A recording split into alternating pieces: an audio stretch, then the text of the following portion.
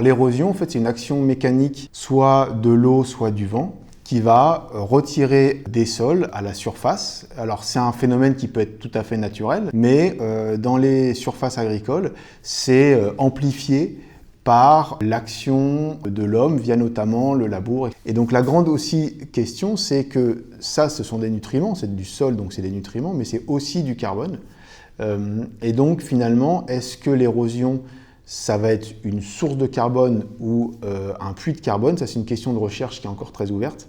Et il y a beaucoup de littérature et de débats sur ce point-là. Est-ce que ce carbone dans les rivières, il va ensuite être transporté aux océans et est-ce qu'il va sédimenter soit au fond des rivières, soit au fond des océans et donc rester là pour très longtemps et donc plutôt représenter un puits de carbone?